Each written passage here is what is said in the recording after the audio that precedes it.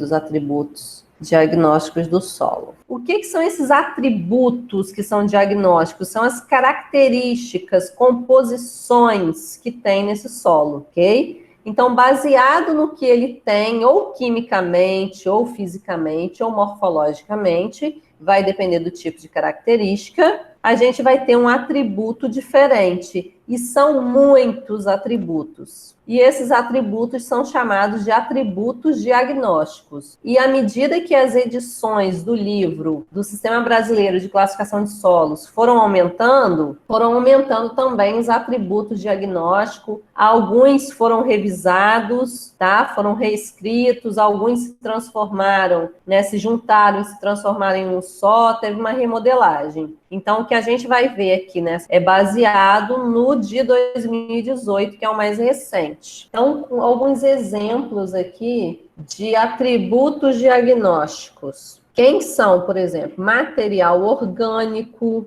material mineral, V% e o valor T. Então, esses são os exemplos aí de atributos diagnósticos. Então, agora vamos ver quem é esse valor T, também chamado de atividade da fração argila. Esse valor T é quando a gente faz a análise da CTC do solo, que a areia ela não tem carga. Então, a areia, a CTC é nula. No silt, a CTC é baixa. E na argila, a CTC é alta. Então, a maior parte da análise de CTC que dá no solo, aquele resultado que vem como valor de CTC, a maior parte é representada pela argila. Então, quando a gente fala em CTC do solo, basicamente a gente está falando da contribuição da fração argila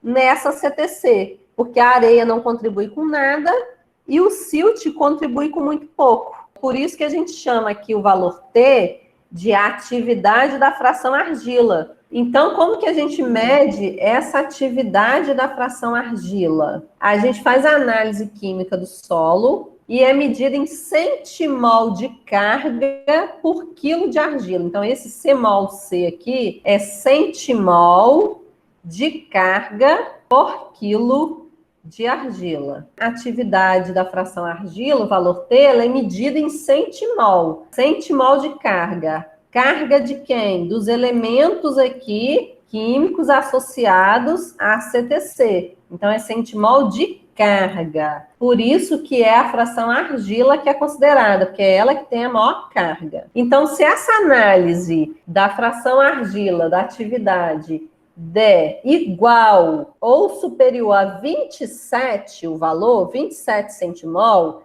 essa atividade vai ser considerada uma atividade alta. Então, a gente vai dizer que aquela argila presente naquele solo é uma argila de atividade alta. Se no resultado da análise a atividade do valor, né, da fração argila for menor que 27, a gente vai dizer que essa argila é uma argila de atividade baixa. E se essa argila ela é de atividade alta, ela tem uma maior capacidade de retenção, maior capacidade de ligação. Então, consequentemente, a pegajosidade dessa argila no solo vai ser maior. Então, quando a gente fizer aquela análise lá de pegajosidade, quando a argila ela é de atividade alta, ela dá alta pegajosidade. Então, mediu lá a atividade da fração argila, deu igual ou maior que 27, a gente diz que é uma argila de atividade alta. Deu menor do que 27, a gente diz que é uma argila de atividade baixa. O outro atributo que a gente vai estudar é a saturação por bases. Refere a proporção lá da CTC, de cátions básicos trocáveis em relação à CTC. Então, V%, que é a saturação por bases, é igual a soma de bases dividido pela CTC vezes 100. Quem que entra nessa soma de bases? Cálcio, magnésio e potássio. Você vai pegar lá no laudo, cálcio, magnésio, potássio, somou, achou um número. Esse número você põe para cá. Pega o valor de alumínio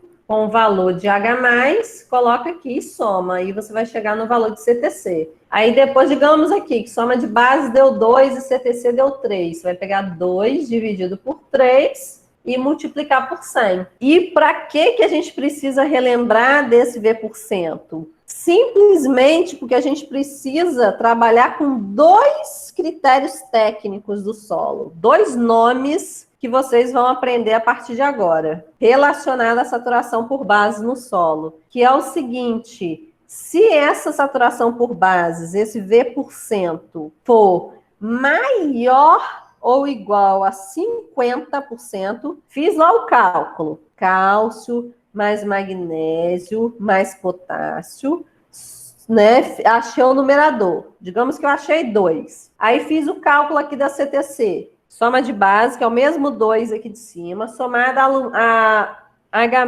mais alumínio, digamos que deu 3. 2 dividido por 3 dá 0,66. Eu vou multiplicar por 100. Então, eu vou ter 66%. Isso uma possibilidade aqui fictícia, tá?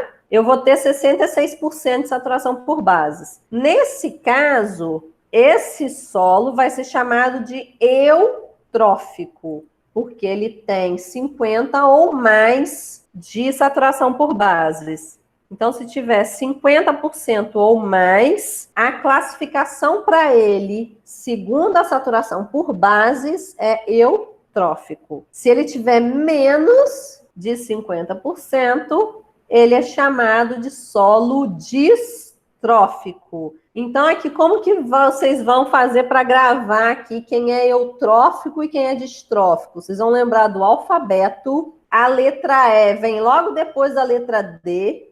Então, a letra E é maior do que a letra D. Então, eutrófico é maior do que distrófico. Então, para facilitar, para vocês lembrarem quem é o eutrófico, é só lembrar quem é o maior aí na categoria do alfabeto. O E vem depois do D. Então, ele vai ser maior ou igual a 50%. E o D, que está abaixo no alfabeto do que o E, ele vai ser inferior a 50%.